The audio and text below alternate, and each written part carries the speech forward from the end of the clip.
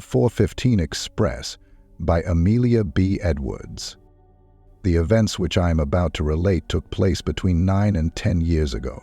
Sebastopol had fallen in the early spring, the Peace of Paris had been concluded since March, our commercial relations with the Russian Empire were but recently renewed, and I, returning home after my first northward journey since the war, was well pleased with the prospect of spending the month of December under the hospitable and thoroughly English roof of my excellent friend, Jonathan Jelf, Esquire, of Dumbleton Manor, Clayborough, East Anglia, traveling in the interests of the well-known firm in which it is my lot to be a junior partner.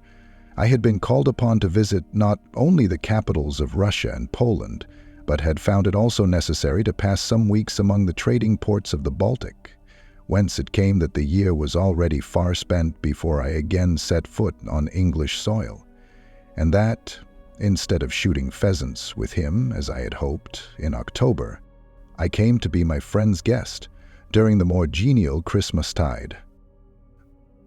My voyage over, and a few days given up to business in Liverpool and London, I hastened down to Clayborough with all the delight of a schoolboy whose holidays are at hand. My way lay by the great East Anglian line as far as Clayborough Station, where I was to be met by one of the Dumbleton carriages and conveyed across the remaining 9 miles of country. It was a foggy afternoon, singularly warm for the 4th of December, and I had arranged to leave London by the 4:15 express. The early darkness of winter had already closed in. The lamps were lighted in the carriages. A clinging damp dimmed the windows, adhered to the door handles, and pervaded all the atmosphere, while the gas jets at the neighboring bookstand diffused a luminous haze that only served to make the gloom of the terminus more visible. Having arrived some 7 minutes before the starting of the train, and, by the connivance of the guard, taken sole possession of an empty compartment, I lighted my traveling lamp, made myself particularly snug, and settled down to the undisturbed enjoyment of a book and a cigar. Great, therefore, was my disappointment when, at the last moment, a gentleman came hurrying along the platform, glanced into my carriage, opened the locked door with a private key, and stepped in. It struck me at the first glance that I'd seen him before. A tall, spare man, thin-lipped, light-eyed, with an ungraceful stoop in the shoulders, and scant gray hair worn somewhat long upon the collar. He carried a light, waterproof coat, an umbrella, and a large brown japanned deed box, which last he placed under the seat. This done, he felt carefully in his breast pocket, as if to make certain of the safety of his purse or pocketbook, laid his umbrella in the netting overhead, spread the waterproof across his knees, and exchanged his hat for a traveling cap of some Scotch material. By this time, the train was moving out of the station and into the faint gray of the wintry twilight beyond. I now recognized my companion. I recognized him from the moment when he removed his hat and uncovered the lofty, furrowed, and somewhat narrow brow beneath. I had met him, as I distinctly remembered, some 3 years before, at the very house for which, in all probability, he was now bound, like myself. His name was Dwerrihouse. He was a lawyer by profession, and, if I was not greatly mistaken, was first cousin to the wife of my host. I knew also that he was a man eminently well-to-do, both as regarded his professional and private means. The Jelfs entertained him with that sort of observant courtesy which falls to the lot of the rich relation. The children made much of him, and the old butler, albeit somewhat surly to the general, treated him with deference. I thought, observing him by the vague mixture of lamplight and twilight, that Mrs. Jelf's cousin looked all the worse for the 3 years' wear and tear which had gone over his head since our last meeting. He was very pale, and had a restless light in his eye that I did not remember to have observed before. The anxious lines, too, about his mouth were deepened, and there was a cavernous, hollow look about his cheeks and temples which seemed to speak of sickness or sorrow. He had glanced at me as he came in, but without any gleam of recognition in his face. Now he glanced again, as I fancied, somewhat doubtfully. When he did so for the third or fourth time, I ventured to address him. "Mr. John Dwerrihouse, I think." "That is my name," he replied. "I had the pleasure of meeting you at Dumbleton about 3 years ago." Mr. Dwerrihouse bowed. "I thought I knew your face," he said. "But your name, I regret to say." "Langford, William Langford. I have known Jonathan Jelf since we were boys together at Merchant Taylor's, and I generally spend a few weeks at Dumbleton in the shooting season. I suppose we are bound for the same destination?" "Not if you are on your way to the manor," he replied. "I am traveling upon business, rather troublesome business too, while you, doubtless, have only pleasure in view." "Just so. I am in the habit of looking forward to this visit as to the brightest 3 weeks in all the year." "It is a pleasant house," said Mr. Dwerrihouse. "The pleasantest I know, and Jelf is thoroughly hospitable. The best and kindest fellow in the world." "They have invited me to spend Christmas week with them," pursued Mr. Dwerrihouse, after a moment's pause. "And you are coming?" "I cannot tell. It must depend on the issue of this business which I have in hand. You have heard, perhaps, that we are about to construct a branch line from Blackwater to Stockbridge." I explained that I had been for some months away from England, and that therefore heard nothing of the contemplated improvement. Mr. Dwerrihouse smiled complacently. "It will be an improvement," he said. "A great improvement. Stockbridge is a flourishing town and needs but a more direct railway communication with the metropolis to become an important center of commerce. This branch was my own idea. I brought the project before the board and have myself superintended the execution of it up to the present time." "You are an East Anglian director, I presume?" "My interest in the company," replied Mr. Dwerrihouse, "is threefold.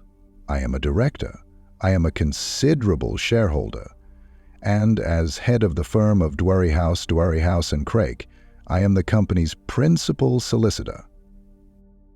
Loquacious, self-important, full of his pet project, and apparently unable to talk on any other subject, Mr. Dwerrihouse then went on to tell of the opposition he had encountered and the obstacles he had overcome in the cause of the Stockbridge branch.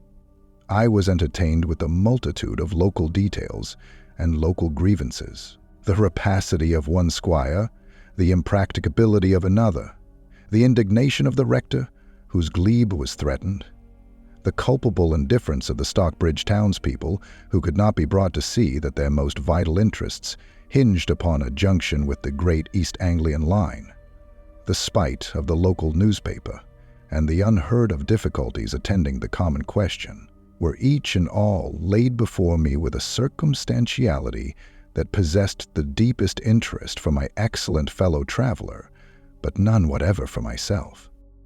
From these, to my despair, he went on to more intricate matters, to the approximate expenses of construction per mile, to the estimates sent in by different contractors, to the probable traffic returns of the new line, to the provisional clauses of the new act as enumerated in Schedule D of the company's last half-yearly report, and so on and on and on, till my head ached and my attention flagged, and my eyes kept closing in spite of every effort that I made to keep them open. At length, I was roused by these words: £75,000, cash down. £75,000 cash down, I repeated, in the liveliest tone I could assume. "That is a heavy sum to carry here," replied Mr. Dwerrihouse, pointing significantly to his breast pocket. "You do not mean to say that you have £75,000 at this moment upon your person?" I exclaimed. "My good sir, have I not been telling you so for the last half hour?" said Mr. Dwerrihouse, testily. "And that money has to be paid over at 8:30 this evening at the office of Sir Thomas's solicitors on completion of the deed of sale." "But how will you get across by night from Blackwater to Stockbridge with £75,000 in your pocket?" "To Stockbridge," echoed the lawyer. "I find I have made myself very imperfectly understood. I thought I had explained how this sum only carries us as far as Mallingford, the first stage, as it were, of our journey, and how our route from Blackwater to Mallingford lies entirely through Sir Thomas Liddell's property." I beg your pardon," I stammered. "I fear my thoughts were wandering. So you only go as far as Mallingford tonight?" "Precisely. I shall get a conveyance from the Blackwater Arms. And you?" "Oh, Jelf sends a trap to meet me at Clayborough. Can I be the bearer of any message from you?" "You may say, if you please, Mr. Langford, that I wished I could have been your companion all the way, and that I will come over if possible before Christmas." "Nothing more?" Mr. Dwerrihouse smiled grimly. "Well," he said, "you may tell my cousin that she need not burn the hall down in my honor this time, and that I shall be obliged if she will order the blue room chimney to be swept before I arrive." "Sounds tragic. Had you a conflagration on the occasion of your last visit to Dumbleton?" "Something like it. There had been no fire lighted in my bedroom since the spring. The flue was foul, and the rooks had built in it. So when I went up to dress for dinner, I found the room full of smoke and the chimney on fire." Are we already at Blackwater?" The train had gradually come to a pause while Mr. Dwerrihouse was speaking, and on putting my head out of the window, I could see the station some few hundred yards ahead. There was another train before us, blocking the way, and the guard was making use of the delay to collect the Blackwater tickets. I had scarcely ascertained our position when the ruddy-faced official appeared at our carriage door. "Tickets, sir," said he. "I am for Clayborough," I replied, holding out the tiny pink card. He took it, glanced at it by the light of his little lantern, gave it back, looked, as I fancied, somewhat sharply at my fellow traveler, and disappeared. "He did not ask for yours," I said with some surprise. "They never do," replied Mr. Dwerrihouse. "They all know me, and of course I travel free." "Blackwater! Blackwater!"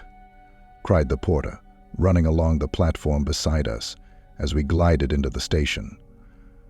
Mr. Dwerrihouse pulled out his deed box, put his traveling cap in his pocket, resumed his hat, took down his umbrella, and prepared to be gone. "Many thanks, Mr. Langford, for your society," he said with old-fashioned courtesy. "I wish you a good evening." "Good evening," I replied, putting out my hand. But he either did not see it or did not choose to see it, and slightly lifting his hat, stepped out upon the platform. Having done this, he moved slowly away and mingled with the departing crowd. Leaning forward to watch him out of sight, I trod upon something which proved to be a cigar case. It had fallen, no doubt, from the pocket of his waterproof coat, and was made of dark Morocco leather, with a silver monogram upon the side. I sprang out of the carriage, just as the guard came up to lock me in. "Is there 1 minute to spare?" I asked, eagerly. "The gentleman who traveled down with me from town has dropped his cigar case. He is not yet out of the station." "Just 1.5 minutes, sir," replied the guard. "You must be quick." I dashed along the platform as fast as my feet could carry me. It was a large station, and Mr. Dwerrihouse had by this time got more than halfway to the farther end. I, however, saw him distinctly, moving slowly with the stream. Then, as I drew nearer, I saw that he had met some friend, that they were talking as they walked, that they presently fell back somewhat from the crowd and stood aside in earnest conversation. I made straight for the spot where they were waiting. There was a vivid gas jet just above their heads, and the light fell full upon their faces. I saw both distinctly, the face of Mr. Dwerrihouse and the face of his companion, running, breathless, eager as I was, getting in the way of porters and passengers, and fearful every instant lest I should see the train going on without me. I yet observed that the newcomer was considerably younger and shorter than the director, that he was sandy-haired, mustachioed, small-featured, and dressed in a close-cut suit of Scotch tweed. I was now within a few yards of them. I ran against a stout gentleman. I was nearly knocked down by a luggage truck. I stumbled over a carpet bag. I gained the spot just as the driver's whistle warned me to return. To my utter stupefaction, they were no longer there. I had seen them but 2 seconds before, and they were gone. I stood still. I looked to right and left. I saw no sign of them in any direction. It was as if the platform had gaped and swallowed them. "There were 2 gentlemen standing here a moment ago," I said to a porter at my elbow. "Which way can they have gone?" "I saw no gentlemen, sir," replied the man. The whistle shrilled out again. The guard far up the platform held up his arm and shouted to me to come on. "If you're going on by this train, sir," said the porter, "you must run for it." I did run for it, just gained the carriage as the train began to move, was shoved in by the guard, and left, breathless and bewildered, with Mr. Dwerrihouse's cigar case still in my hand. It was the strangest disappearance in the world. It was like a transformation trick in a pantomime. They were there one moment, palpably there, talking, with the gaslight full upon their faces, and the next moment they were gone. There was no door near, no window, no staircase.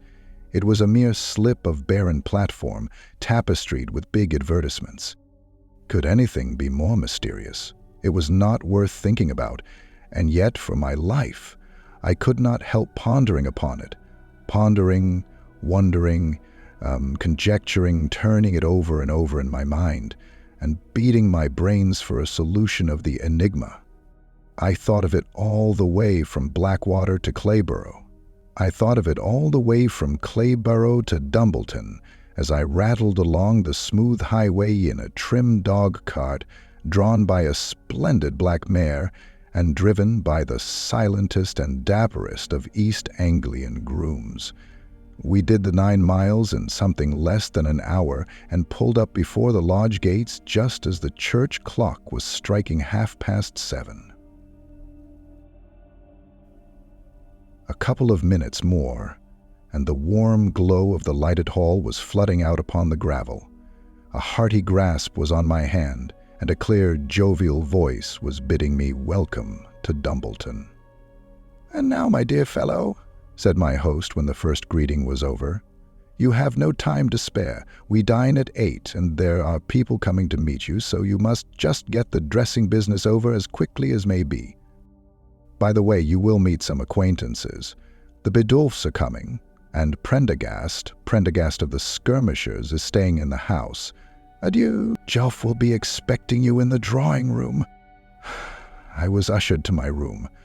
Not the blue room of which Mr. Dwerrihouse had made this agreeable experience, but a pretty little bachelor's chamber, hung with a delicate chintz and made cheerful by a blazing fire. I unlocked my portmanteau. I tried to be expeditious, but the memory of my railway adventure haunted me. I could not get free of it. I could not shake it off. It impeded me. It worried me. It tripped me up. It caused me to mislay my studs, to misty my cravat, to wrench the buttons off my gloves. Worst of all, it made me so late that the party had all assembled before I reached the drawing-room. I had scarcely paid my respects to Mrs. Jelf when dinner was announced, and we paired off, some 8 or 10 couples strong, into the dining room. I am not going to describe either the guests or the dinner. All provincial parties bear the strictest family resemblance, and I am not aware that an East Anglian banquet offers any exception to the rule. There was the usual country baronet and his wife. There was the usual country parsons and their wives. There was the sempiternal turkey and haunch of venison. Venitas vanitatum. There is nothing new under the sun. I was placed about midway down the table. I had taken one rector's wife down to dinner, and I had another at my left hand. They talked across me, and their talk was about babies. It was dreadfully dull. At length there came a pause. The entrees had just been removed, and the turkey had come upon the scene. The conversation had all along been of the languidest, but at this moment it happened to have stagnated altogether. Jelf was carving the turkey. Mrs. Jelf looked as if she was trying to think of something to say. Everybody else was silent. Moved by an unlike Asian pause, I thought I would relate my adventure. By the way, Jelf, I began, I came down part of the way today with a friend of yours. Indeed, said the master of the feast, slicing scientifically into the breast of the turkey. With whom, pray? With one who bade me tell you that he should, if possible, pay you a visit before Christmas. I cannot think who that could be, said my friend, smiling. It must be Major Thorpe, suggested Mrs. Jelf. I shook my head. It was not Major Thorpe, I replied. It was a near relation of your own, Mrs. Jelf. Then I am more puzzled than ever, replied my hostess. Pray, tell me who it was. It was no less a person than your cousin, Mr. John Dwerryhouse. Jonathan Jelf laid down his knife and fork. Mrs. Jelf looked at me in a strange, startled way and said never a word. And he desired me to tell you, my dear madam, that you need not take the trouble to burn the hall down in his honor this time, but only to have the chimney of the blue room swept before his arrival. Before I had reached the end of my sentence, I became aware of something ominous in the faces of the guests. I felt I had said something which I had better have left unsaid, and that for some unexplained reason my words had evoked a general consternation. I sat confounded, not daring to utter another syllable, and for at least 2 whole minutes there was dead silence round the table. Then Captain Prendergast came to the rescue. "You have been abroad for some months, have you not, Mr. Langford?" he said, with the desperation of one who flings himself into the breach. "I heard you had been to Russia. Surely you have something to tell us of the state and temper of the country after the war." I was heartily grateful to the gallant skirmisher for this diversion in my favor. I answered him, I fear, somewhat lamely, but he kept the conversation up, and presently 1 or 2 others joined in, and so the difficulty, whatever it might have been, was bridged over but not repaired. A something, an awkwardness, a visible constraint remained. The guests hitherto had been simply dull, but now they were evidently uncomfortable and embarrassed. The dessert had scarcely been placed upon the table when the ladies left the room. I seized the opportunity to select a vacant chair next to Captain Prendergast. "In heaven's name," I whispered, "what was the matter just now? What had I said?" "You mentioned the name of John Dwerryhouse. What of that? I had seen him not 2 hours before." "It is a most astounding circumstance that you should have seen him," said Captain Prendergast. "Are you sure it was he?" "As sure as of my own identity. We were talking all the way between London and Blackwater." "But why does that surprise you?" "Because," replied Captain Prendergast, dropping his voice to the lowest whisper, "because John Dwerryhouse, absconded 3 months ago with £75,000 of the company's money and has never been heard of since. John Dwerrihouse had absconded 3 months ago, and I had seen him only a few hours back. John Dwerrihouse had embezzled £75,000 of the company's money, yet told me that he carried that sum upon his person. Were ever facts so strangely incongruous, so difficult to reconcile? How should he have ventured again into the light of day? How dared he show himself along the line? Above all, what had he been doing throughout those mysterious 3 months of disappearance? Perplexing questions these, questions which at once suggested themselves to the minds of all concerned, but which admitted of no easy solution. I could find no reply to them. Captain Prendergast had not even a suggestion to offer. Jonathan Jelf, who seized the first opportunity of drawing me aside and learning all that I had to tell, was more amazed and bewildered than either of us.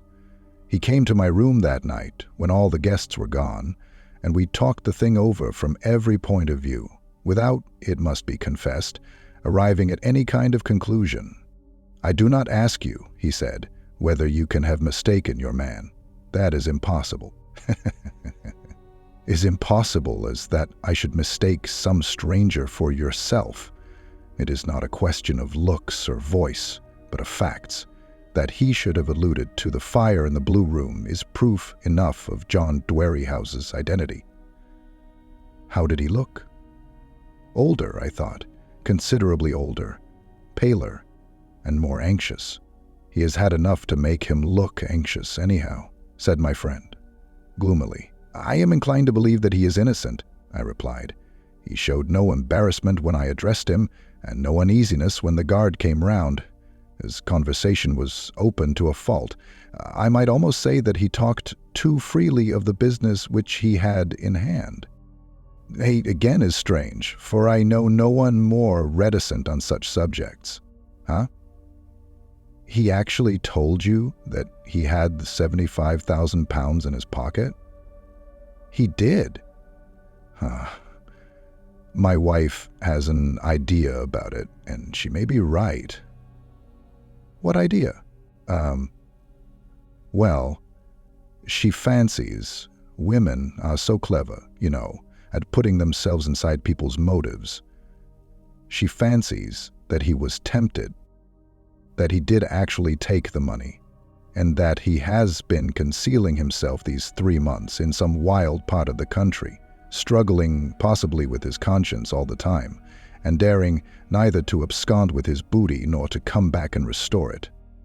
But now that he has come back, that is the point. He conceives that he has probably thrown himself upon the company's mercy, made restitution of the money, and, being forgiven, is permitted to carry the business through as if nothing whatever had happened. "The last," I replied, "is an impossible case. Mrs. Jelf thinks like a generous and delicate-minded woman, but not in the least like a board of railway directors. They would never carry forgiveness so far. I fear not, and yet it is the only conjecture that bears a semblance of likelihood. However, we can run over to Clayborough tomorrow and see if anything is to be learned. By the way, Prendergast tells me you picked up his cigar case." "I did so, and here it is." Jelf took the cigar case, examined it by the light of the lamp, and said at once that it was beyond doubt Mr. Dwerrihouse's property, and that he remembered to have seen him use it. "Here, too, is his monogram on the side," he added. "A big J transfixing a capital D. He used to carry the same on his notepaper. It offers at all events a proof that I was not dreaming." "Aye, but it is time you were asleep and dreaming now. I am ashamed to have kept you up so long. Good night." "Good night. And remember that I am more than ready to go with you to Clayborough or Blackwater or London or anywhere if I can be of the least service." "Thanks. I know you mean it, old friend, and it may be that I shall put you to the test. Once more, good night." So we parted for that night and met again in the breakfast room at 8:30 next morning. It was a hurried, silent, uncomfortable meal. None of us had slept well, and all were thinking of the same subject. Mrs. Jelf had evidently been crying. Jelf was impatient to be off, and both Captain Prendergast and myself felt ourselves to be in the painful position of outsiders who are involuntarily brought into a domestic trouble. Within 20 minutes after we had left the breakfast table, the dog cart was brought round, and my friend and I were on the road to Clayborough. "Tell you what it is, Langford," he said, as we sped along between the wintry hedges. "I do not much fancy to bring up Dwerryhouse's name at Clayborough. All the officials know that he is my wife's relation, and the subject just now is hardly a pleasant one. If you don't much mind, we will take the 11:10 to Blackwater. It's an important station, and we shall stand a far better chance of picking up information there than at Clayborough." So we took the 11:10, which happened to be an express, and arriving at Blackwater about 12:15, proceeded at once to prosecute our inquiry. We began by asking for the station master, a big, blunt, businesslike person who at once averred that he knew Mr. John Dwerryhouse perfectly well, and that there was no director on the line whom he had seen and spoken to so frequently. "Used to be down here 2 or 3 times a week about 3 months ago," said he, "when the new line was first set afoot. But since then, you know, gentlemen—" He paused significantly. Jelf flushed scarlet. Yes, he said hurriedly. "We know all about that. The point now to be ascertained is whether anything has been seen or heard of him lately." "Not to my knowledge," replied the station master. "He is not known to have been down the line any time yesterday, for instance." The station master shook his head. "The East Anglian, sir," said he, "is about the last place where he would dare to show himself.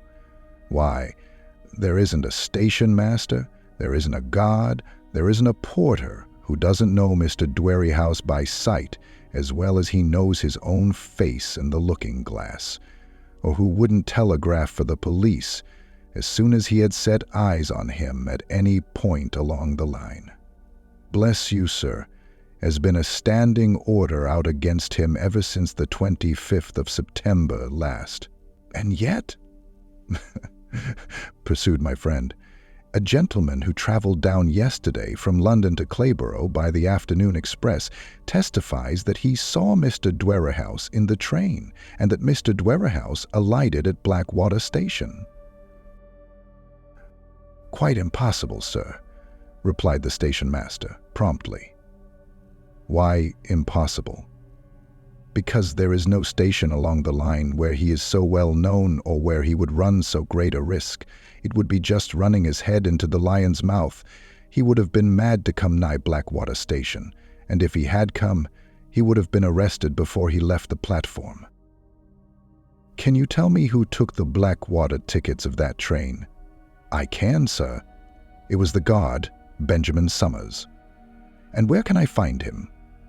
"You can find him, sir, by staying here, if you please, till 1 o'clock. He will be coming through with the up express from Crampton, which stays at Blackwater for 10 minutes. We waited for the up express, beguiling the time as best we could by strolling along the Blackwater road till we came almost to the outskirts of the town, from which the station was distant nearly a couple of miles. By 1 o'clock we were back again upon the platform and waiting for the train. It came punctually, and I at once recognized the ruddy-faced guard who had gone down with my train the evening before. "The gentlemen want to ask you something about Mr. Dwerryhouse, Summers," said the station master by way of introduction. The guard flashed a keen glance from my face to Jelf's and back again to mine. "Mr. John Dwerryhouse, the late director?" said he, interrogatively. "The same," replied my friend. "Should you know him if you saw him?" "Anywhere, sir." "Do you know if he was in the 4:15 express yesterday afternoon?" Was not, sir. How can you answer so positively? Because I looked into every carriage and saw every face in that train, and I could take my oath that Mr. Dwerrihouse was not in it. This gentleman was, he added, turning sharply upon me. I don't know that I ever saw him before in my life, but I remember his face perfectly. You nearly missed taking your seat in time at this station, sir, and you got out at Clayborough. Quite true, God, I replied. But do you not also remember the face of the gentleman who traveled down in the same carriage with me as far as here? It was my impression, sir, that you traveled down alone, said Summers, with a look of some surprise. By no means. I had a fellow traveler as far as Blackwater, and it was in trying to restore him the cigar case which he had dropped in the carriage that I so nearly let you go on without me. I remember your saying something about a cigar case, certainly, replied the guard. But you asked for my ticket just before we entered the station. I did, sir. Then you must have seen him. He sat in the corner next the very door to which you came. No, indeed. I saw no one. I looked at Jelf. I began to think the god was in the ex-director's confidence and paid for his silence. If I had seen another traveler, I should have asked for his ticket, added Summers. Did you see me ask for his ticket, sir? I observed that you did not ask for it, but he explained that by saying, I hesitated. I feared I might be telling too much, and so broke off abruptly. The god and the station master exchanged glances. The former looked impatiently at his watch. I am obliged to go on in 4 minutes more, sir, he said. One last question, then, interposed Jelf, with a sort of desperation. If this gentleman's fellow traveler had been Mr. John Dwerrihouse, and he had been sitting in the corner next the door by which you took the tickets, could you have failed to see and recognize him? No, sir. It would have been quite impossible. And you are certain you did not see him? As I said before, sir, I could take my oath I did not see him. And if it wasn't that I don't like to contradict a gentleman, I would say I could also take my oath that this gentleman was quite alone in the carriage the whole way from London to Clayborough. Why, sir, he added, dropping his voice so as to be inaudible to the station master, who had been called away to speak to some person close by. You expressly asked me to give you a compartment to yourself, and I did so. I locked you in, and you were so good as to give me something for myself. Yes, but Mr. Dwerrihouse had a key of his own. I never saw him, sir. I saw no one in that compartment but yourself. Beg pardon, sir. My time's up. And with this, the ruddy guard touched his cap and was gone. In another minute, the heavy panting of the engine began afresh, and the train glided slowly out of the station. We looked at each other for some moments in silence. I was the first to speak. Mr. Benjamin Summers knows more than he chooses to tell, I said. Humph, do you think so? It must be. It could not have come to the door without seeing him. It's impossible. There is one thing not impossible, my dear fellow. What is that? That you may have fallen asleep and dreamed the whole thing. Could I dream of a branch line that I had never heard of?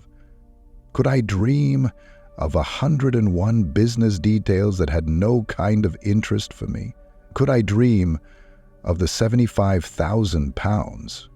Perhaps you might have seen or heard some vague account of the affair while you were abroad.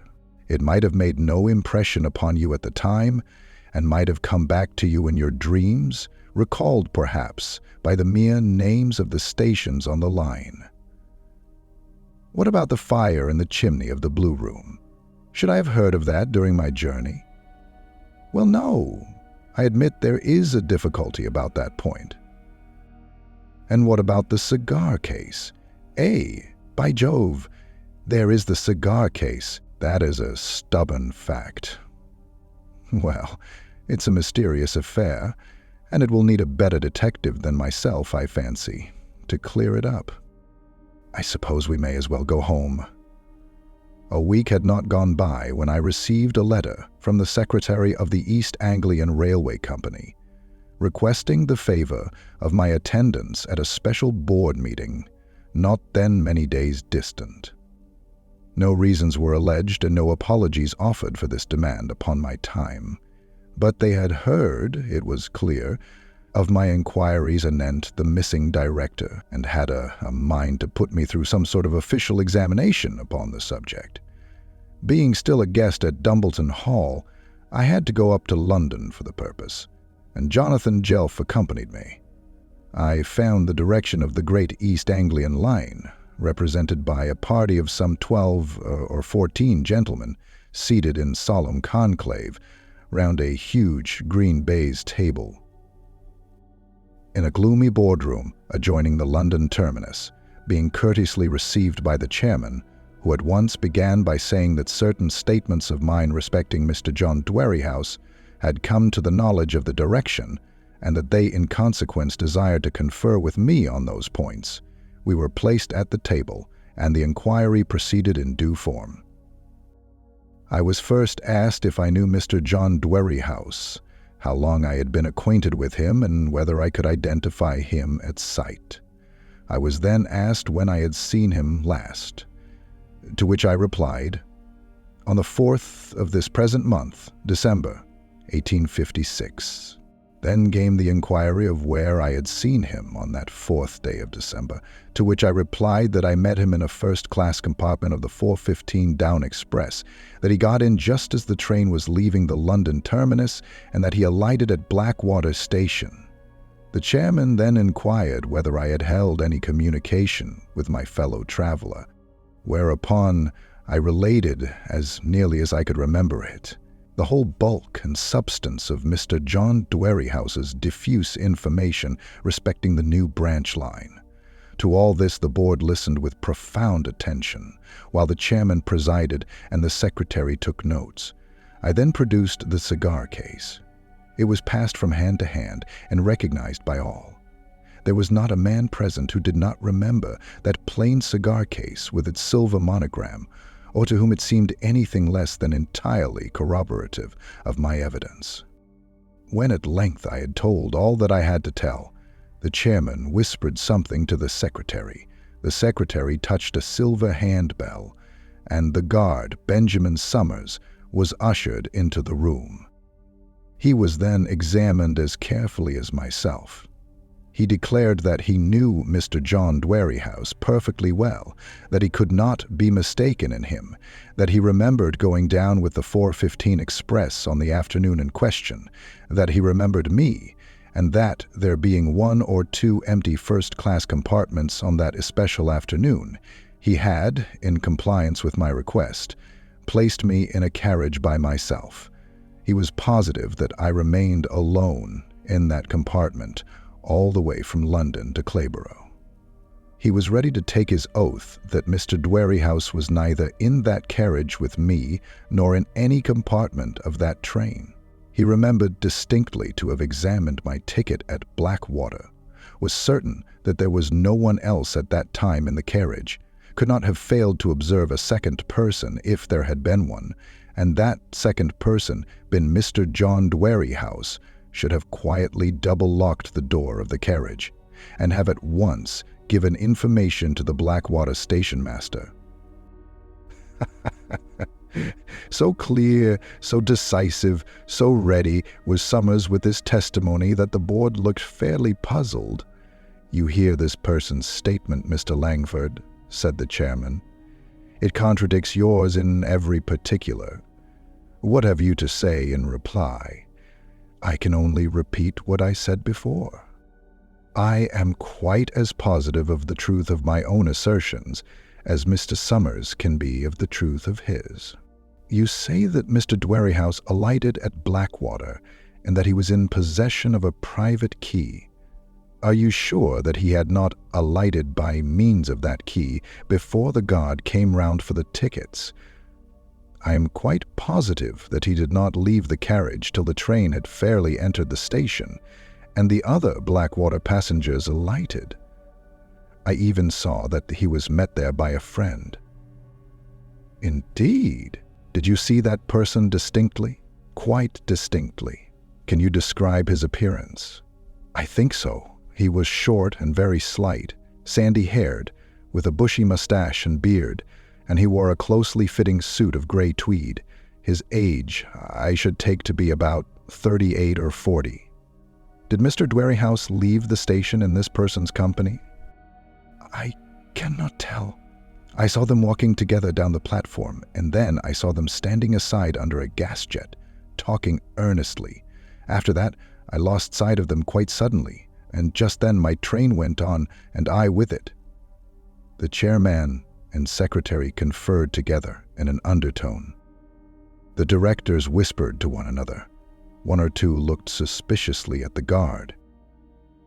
I could see that my evidence remained unshaken, and that, like myself, they suspected some complicity between the god and the defaulter. "How far did you conduct that 4:15 express on the day in question, Summers?" asked the chairman. "All through, sir," replied the guard. "From London to Crampton." "How was it that you were not relieved at Clayborough?"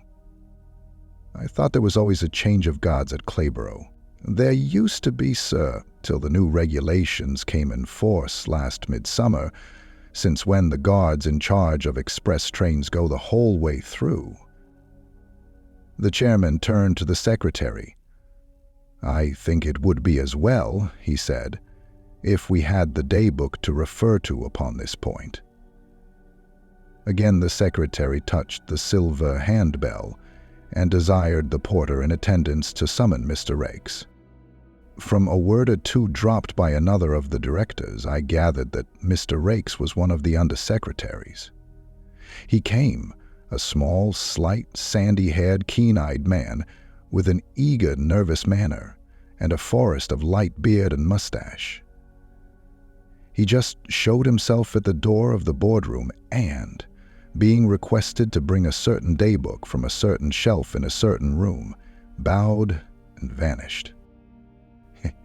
He was there such a moment, and the surprise of seeing him was so great and sudden that it was not till the door had closed upon him that I found voice to speak.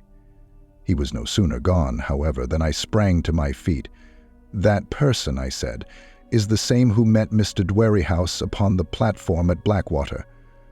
There was a general movement of surprise. The chairman looked grave and somewhat agitated. "Take care, Mr. Langford," he said. "Take care what you say." "I am as positive of his identity as of my own. Do you consider the consequences of your words? Do you consider that you are bringing a charge of the gravest character against one of the company's servants? I am willing to be put upon my oath if necessary. The man who came to that door a minute since is the same whom I saw talking with Mr. Dwerryhouse on the Blackwater platform. Were he 20 times the company's servant, I could say neither more nor less." The chairman turned again to the guard. "Did you see Mr. Raikes in the train or on the platform?" he asked. Summers shook his head. "I am confident Mr. Raikes was not in the train," he said, "and I certainly did not see him on the platform." The chairman turned next to the secretary. "Mr. Raikes is in your office, Mr. Hunter," he said. "Can you remember if he was absent on the 4th instant?" "I do not think he was," replied the secretary, "but I am not prepared to speak positively. I have been away most afternoons myself lately, and Mr. Raikes might easily have absented himself if he had been disposed." At this moment the undersecretary returned with the daybook under his arm. "Be pleased to refer, Mr. Raikes," said the chairman, "to the entries of the 4th instant, and see what Benjamin Summers's duties were on that day." Mr. Raikes threw open the cumbrous volume and ran a practiced eye and finger down some 3 or 4 successive columns of entries.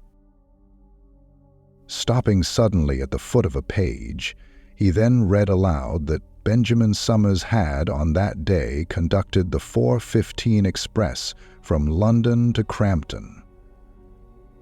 The chairman leaned forward in his seat, looked the undersecretary full in the face, and said quite sharply and suddenly, "And where were you, Mr. Rakes, on the same afternoon?" "Aye, sir."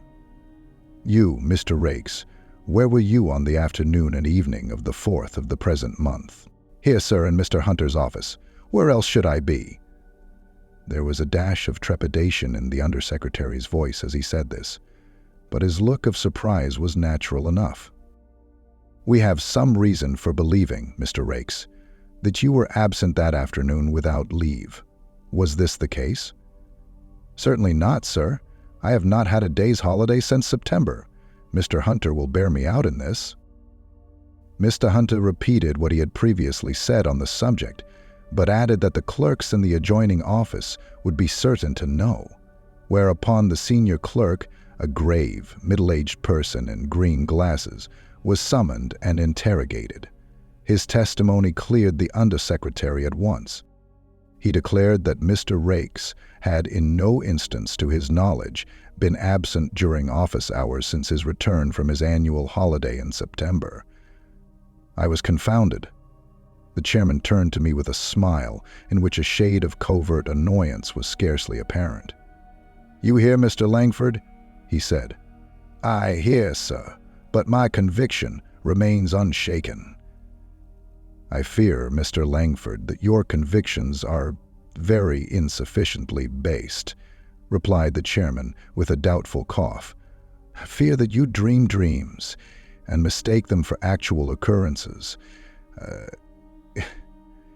It is a dangerous habit of mind and might lead to dangerous results. Mr. Rakes here would have found himself in an unpleasant position had he not proved so satisfactory an alibi." I was about to reply, but he gave me no time. "I think, gentlemen," he went on to say, addressing the board, "that we should be wasting time to push this inquiry further. Mr. Langford's evidence would seem to be of an equal value throughout. The testimony of Benjamin Summers disproves his first statement, and the testimony of the last witness disproves his second. I think we may conclude that Mr. Langford fell asleep in the train on the occasion of his journey to Clayborough and dreamed an unusually vivid and circumstantial dream, of which, however, we have now heard quite enough. There are few things more annoying than to find one's positive convictions met with incredulity. I could not help feeling impatience at the turn that affairs had taken. I was not proof against the civil sarcasm of the chairman's manner. Most intolerable of all, however, was the quiet smile lurking about the corners of Benjamin Summers's mouth, and the half-triumph, half-malice gleam in the eyes of the undersecretary.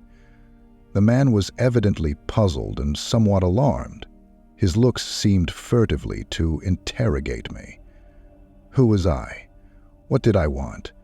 Why had I come there to do him an ill turn with his employers? What was it to me whether or no he was absent without leave? Seeing all this, and perhaps more irritated by it than the thing deserved, I begged leave to detain the attention of the board for a moment longer. Jelf plucked me impatiently by the sleeve. "Better let the thing drop," he whispered. "The chairman's right enough. You dreamed it, and the less said now the better." I was not to be silenced, however, in this fashion. I had yet something to say, and I would say it. It was to this effect, that dreams were not usually productive of tangible results, and that I requested to know in what way the chairman conceived I had evolved from my dream so substantial and well-made a delusion as the cigar case, which I had had the honor to place before him at the commencement of our interview. "The cigar case, I admit, Mr. Langford," the chairman replied, "is a very strong point in your evidence. It is your only strong point, however, and there is just a possibility that we may all be misled by a mere accidental resemblance. Will you permit me to see the case again?" "It is unlikely," I said, as I handed it to him, "that any other should bear precisely this monogram, and yet be in all other particulars exactly similar." The chairman examined it for a moment in silence. and then passed it to Mr. Hunter. Mr. Hunter turned it over and shook his head. "This is no mere resemblance," he said. "It is John Dwerryhouse's cigar case to a certainty. I remember it perfectly. I have seen it 100 times. I believe I may say the same," added the chairman. "Yet how account for the way in which Mr. Langford asserts that it came into his possession?" "I can only repeat," I replied, "that I found it on the floor of the carriage after Mr. Dwerryhouse had alighted.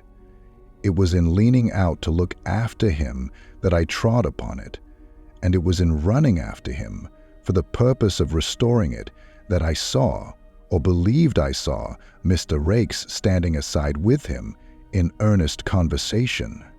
Again I felt Jonathan Gell plucking at my sleeve. "Look at Raikes," he whispered. "Look at Raikes." I turned to where the undersecretary had been standing a moment before and saw him, white as death, with lips trembling and livid, stealing toward the door. To conceive a sudden, strange, and indefinite suspicion, to fling myself in his way, to take him by the shoulders as if he were a child, and turn his craven face, perforce, toward the board, were with me the work of an instant. "Look at him," I exclaimed. "Look at his face." I ask no better witness to the truth of my words. The chairman's brow darkened. "Mr. Raikes," he said sternly, "if you know anything, you had better speak." Vainly trying to wrench himself from my grasp, the undersecretary stammered out an incoherent denial. "Let me go," he said. "I know nothing. You have no right to detain me. Let me go." "Did you, or did you not, meet Mr. John Dwerryhouse at Blackwater Station? The charge brought against you is either true or false. If true, you will do well to throw yourself upon the mercy of the board and make full confession of all that you know." The undersecretary wrung his hands in an agony of helpless terror. "I was away," he cried. "I was 200 miles away at the time. I know nothing about it. I have nothing to confess. I am innocent. I call God to witness. I am innocent." 200 miles away," echoed the chairman. "What do you mean?" "I was in Devonshire. I had 3 weeks' leave of absence. I appealed to Mr. Hunter. Mr. Hunter knows I had 3 weeks' leave of absence. I was in Devonshire all the time. I can prove I was in Devonshire." Seeing him so abject, so incoherent, so wild with apprehension, the directors began to whisper gravely among themselves, while one got quietly up and called the porter to guard the door. "What has your being in Devonshire to do with the matter?" said the chairman. "When were you in Devonshire?" "Mr. Raikes took his leave in September," said the secretary, "about the time when Mr. Dwerryhouse disappeared. I never even heard that he had disappeared till I came back." "That must remain to be proved," said the chairman. "I shall at once put this matter in the hands of the police. In the meanwhile, Mr. Raikes, being myself a magistrate and used to deal with these cases, I advise you to offer no resistance, but to confess while confession may yet do you service. As for your accomplice—" The frightened wretch fell upon his knees. "I had no accomplice," he cried. "Only have mercy upon me. Only spare my life, and I will confess all. I didn't mean to harm him. I didn't mean to hurt a hair of his head. Only have mercy upon me, and let me go." The chairman rose in his place, pale and agitated. "Good heavens," he exclaimed. "What horrible mystery is this? What does it mean?" "As sure as there is a God in heaven," said Jonathan Jelf, "it means that murder has been done." "No, no, no!" shrieked Raikes, still upon his knees and cowering like a beaten hound. "Not murder. No jury that ever sat could bring it in murder. I thought I had only stunned him. I never meant to do more than stun him. Manslaughter, manslaughter, not murder." Overcome by the horror of this unexpected revelation, The chairman covered his face with his hand and for a moment or two remained silent. "Miserable man," he said at length, "you have betrayed yourself. You bade me confess. You urged me to throw myself upon the mercy of the board. You have confessed to a crime which no one suspected you of having committed," replied the chairman, "and which this board has no power either to punish or forgive. All that I can do for you is to advise you to submit to the law, to plead guilty, and to conceal nothing. When did you do this deed?" The guilty man rose to his feet and leaned heavily against the table. His answer came reluctantly, like the speech of one dreaming. "On the 23rd of September." On the 23rd of September, I looked in Jonathan Jelf's face, and he in mine. I felt my own paling with a strange sense of wonder and dread. I saw his blanch suddenly, even to the lips. "Merciful heaven," he whispered. "What was it, then, that you saw in the train? What was it that I saw in the train?" That question remains unanswered to this day. I have never been able to reply to it. I only know that it bore the living likeness of the murdered man, whose body had then been lying some 10 weeks under a rough pile of branches and brambles and rotting leaves, at the bottom of a deserted chalk pit, about halfway between Blackwater and Mollingford.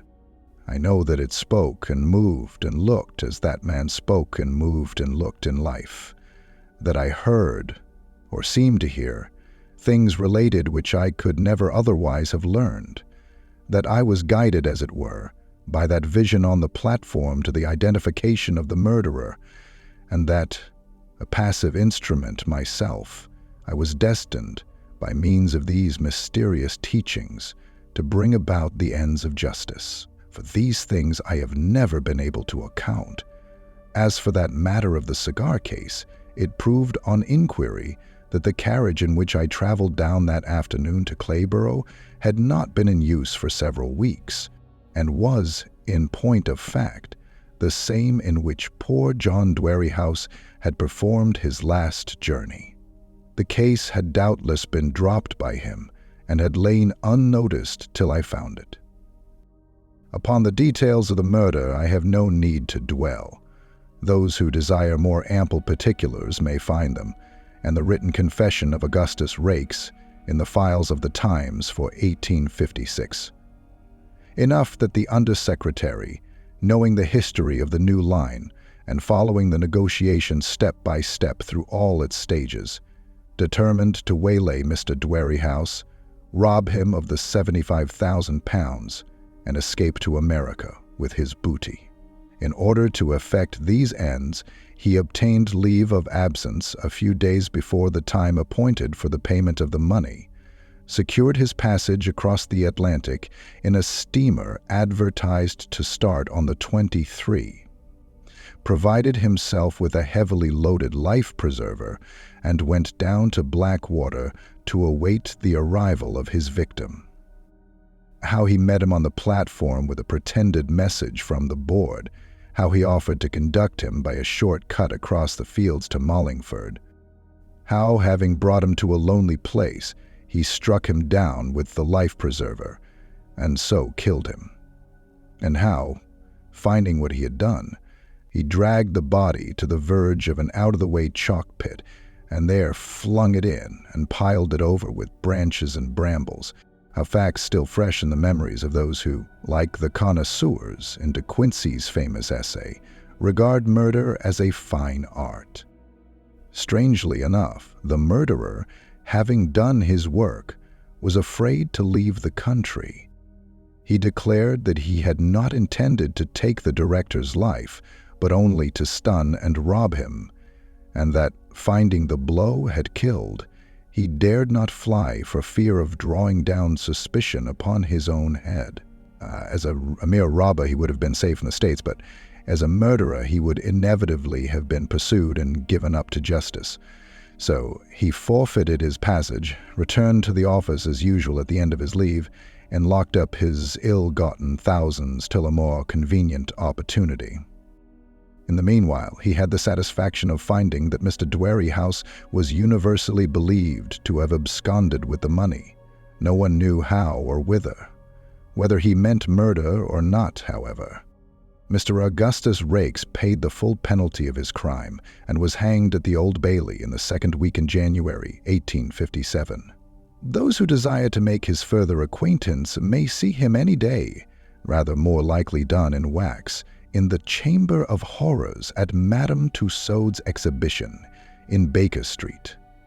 He is there to be found in the midst of a select society of ladies and gentlemen of atrocious memory, dressed in the close-cut tweed suit which he wore on the evening of the murder, and holding in his hand the identical life-preserver with which he committed it. I hope you liked the story and are interested in more stories here on our channel. If you liked it, please subscribe to our channel and click on the bell so you don't miss any new stories in the future.